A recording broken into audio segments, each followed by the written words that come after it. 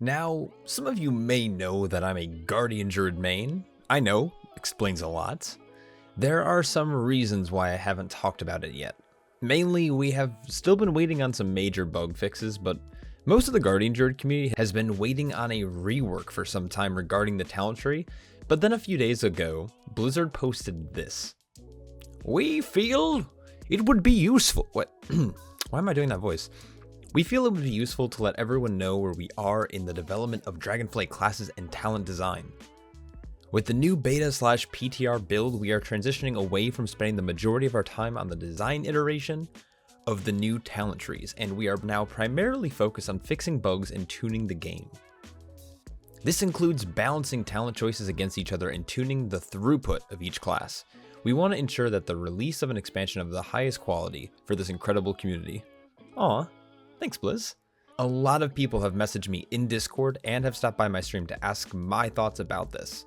So today we are going to dive into the main issues with the tree, the class, the playstyle, and the relative downward spiral the spec seems to be taking, and my lack of optimism with the direction of my beloved Guardian Druid. Knowing fully that a new build is probably going to be announced a few hours after this video, I'm ready to be proven wrong. Let's go. Of course, whenever talking about beta, I must have a general disclaimer. Mostly what I'm going to refer to in this video is going to be from a Mythic Plus and or small group dungeon content enthusiast. I will probably reference PvP or raiding a few times, but to be honest, I just really care about Mythic Plus. Also, it is still beta, and in the post, Blizzard specifically mentioned that they are hoping feedback will allow them to make changes over the course of the expansion, which is of course a positive note. And another important note is that they said, we are transitioning away from spending the majority of our time on design and iteration of the new talent tree. So there is still hope that they are going to have some effort in the talent tree department. This video is really just for me to spit out my thoughts in a semi-pseudo-structured fashion. So in this video, we have three main talking points. We're going to talk about the class tree, the spec tree pathing, and of course the contradicting gameplay that I find within the tree. So let's start with the basics in the class tree. Overall, and at a glance, we find that the class tree is relatively okay. After choosing the Guardian Druid specialization, you quickly grab some of the basic talent choices like Swipe, Iron Fur, Improved Bark Skin. Great. Outside of this, you'll typically choose your affinity, which is how we would refer to our second shapeshift priority.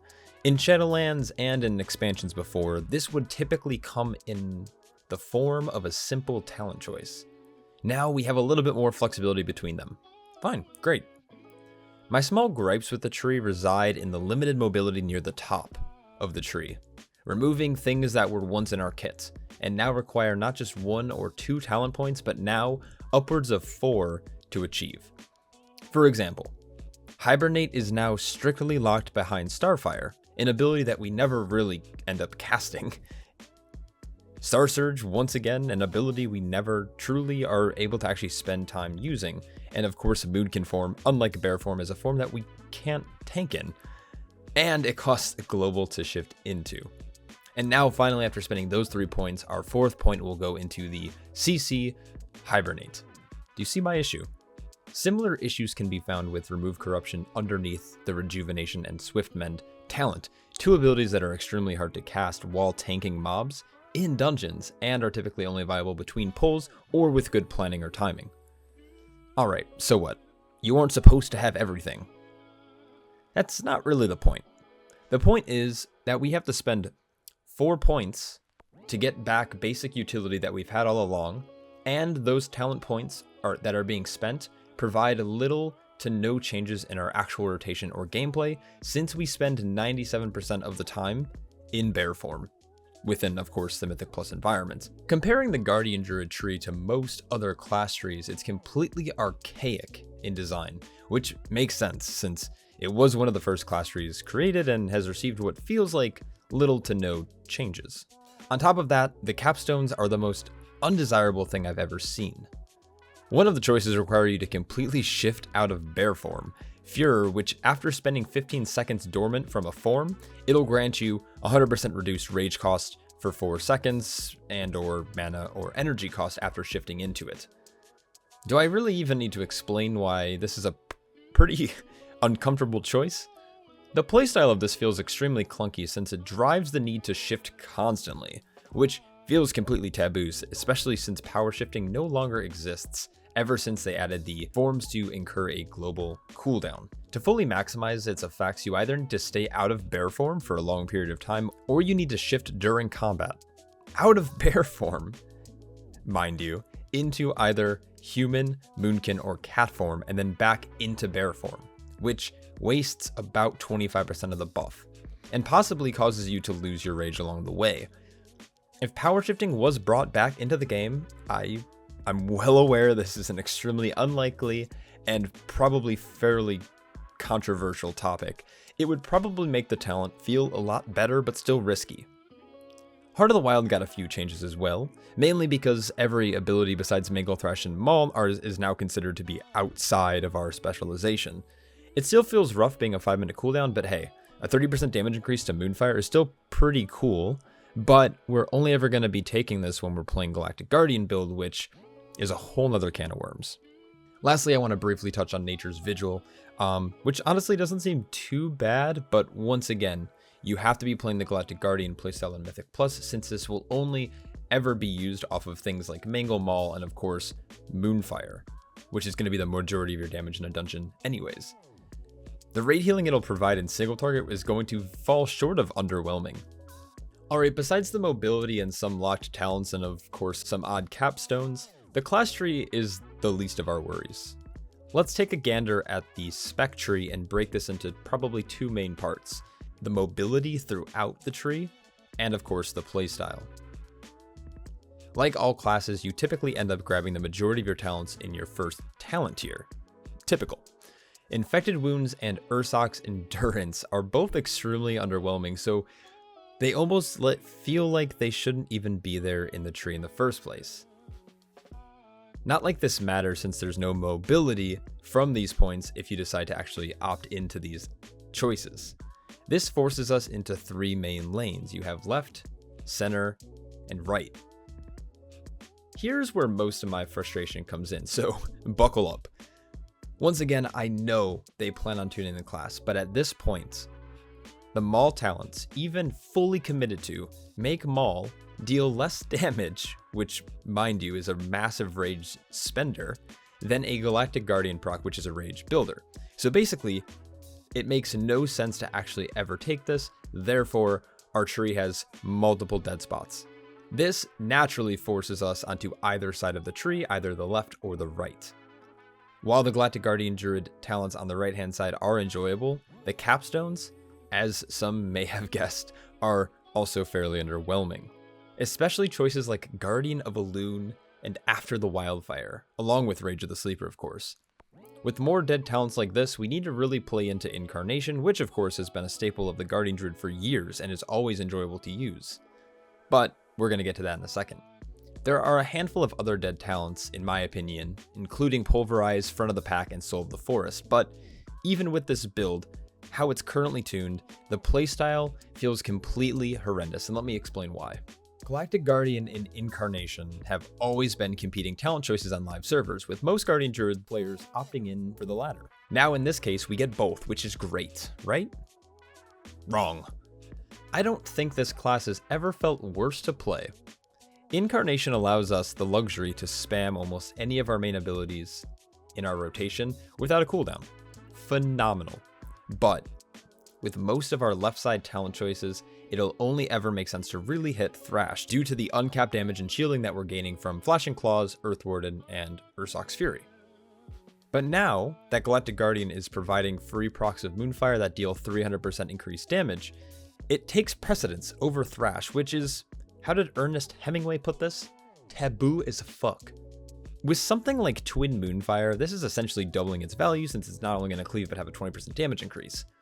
With the current damage scaling, it appears that Moonfire procs, even during Incarnation, will have you prioritizing the Moonfire proc until there are at least 7 or more targets within a pull, which then Thrash, of course, takes priority.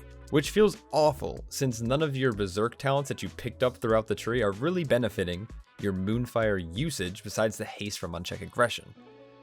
This has led to, in an extremely contradictory playstyle that is beyond frustrating. Now, before you go down to the comment section and type out, well, maybe you should just not pick those talents, let me address those kind of remarks first, and then if I miss anything, feel free to disagree or leave your comments below.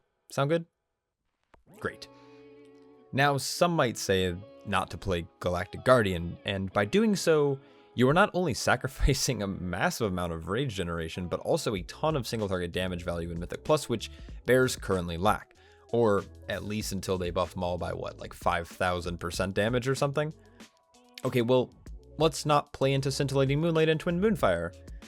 Once again, a pretty massive DPS loss, not to mention that these are your only things scaling with the forced talent choice of Fury of Nature, which is preventing us from taking Incarnation or Convoke the Spirits. And there's unfortunately absolutely no workaround in this tree's current state. This tree is extremely restrictive and doesn't really offer. Who the fuck wrote the script?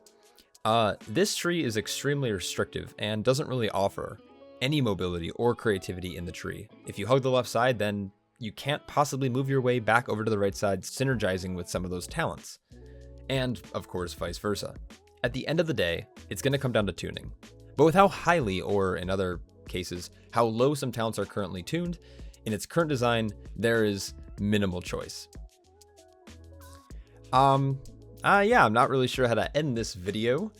I've been spending an unhealthy amount of time staring and working through these talent trees on beta, trying to figure out what kind of build would make sense. And honestly, the tree is just disjointed in design, and I personally think a restructuring would help.